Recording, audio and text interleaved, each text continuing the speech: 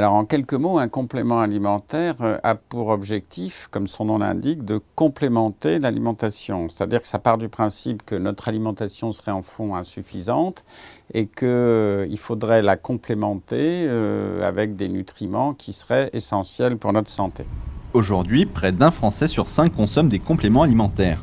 Il en existe pour différents problèmes, la chute de cheveux, la fatigue, le bronzage. Et ils sont fabriqués à base de différentes substances. Il y a des compléments alimentaires qui sont à base de minéraux. Il y a des compléments alimentaires qui sont à base de vitamines ou de prévitamines, c'est-à-dire des substances chimiques qui peuvent se transformer en vitamines. Il y a des compléments alimentaires qui sont à base d'acides aminés ou d'acides gras, comme les fameux oméga 3. Et puis, dernière catégorie, il y a des compléments alimentaires qui sont énergétiques. Par exemple, chez les sportifs, on utilise ce type de complément alimentaire qui apporte soit du glucose, soit différentes formes de nutriments caloriques. Un complément alimentaire ne se consomme pas au hasard. Il y a différentes précautions à prendre, à commencer par le surdosage. Un complément alimentaire, ça doit se prendre entre guillemets à dose physiologique, que si on prescrit 2 par jour, il ne faut pas en prendre 6 par jour. D'abord parce que ça ne sert à rien d'en prendre 6 alors qu'on en a prescrit 2. Et puis deuxièmement, ça peut être potentiellement dangereux. On sait par exemple que certaines vitamines, la vitamine A, la vitamine D, si vous en prenez à dose physiologique, c'est super, c'est génial pour votre santé. Si vous en prenez 10 fois la dose, vous risquez d'avoir un ennui de santé sérieux. En cas de surdosage, vous pouvez avoir des atteintes des maladies rénales, vous pouvez avoir des calculs au rein ou à la vésicule biliaire, vous pouvez avoir de la diarrhée ou des brûlures gastriques ou des reflux d'acide, etc. Vous pouvez avoir des crampes musculaires, voilà ce genre de choses.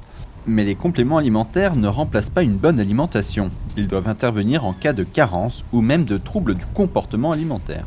Alors moi, je vois des malades qui ont des troubles du comportement alimentaire, je vois des malades qui ont de grosses difficultés à manger au repas, qui sautent le petit déjeuner, qui prennent une salade à midi, qui prennent quasiment pas de repas le soir, qui vomissent plusieurs fois par jour. Alors à ces malades-là, effectivement, je propose très volontiers, souvent je veux dire, des compléments alimentaires, des minéraux, des vitamines, etc. pour essayer de pallier une alimentation déficiente. Alors, dans un autre registre, vous avez des malades ou des patients qui sont en excès de poids, qui ont vraiment pas mal de poids à perdre.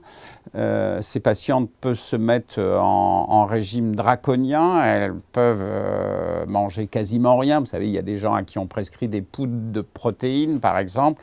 Il est souhaitable, dans ces cas-là, de prendre des compléments nutritionnels pour éviter des carences en vitamines, en minéraux, etc.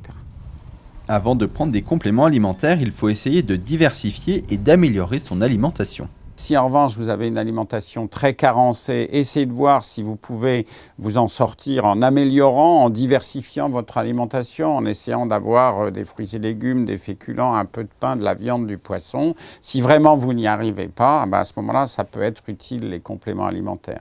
Mais si jamais vous prenez des compléments alimentaires, alors évitez les surdosages parce qu'il y a un certain nombre d'études scientifiques, notamment d'études faites aux États-Unis, qui considèrent que quand on se gave de compléments nutritionnels, finalement, en termes de santé, on va plutôt un peu moins bien qu'un peu mieux. Une réaction? Un témoignage? Commentez ce reportage sur dijonsanté.fr.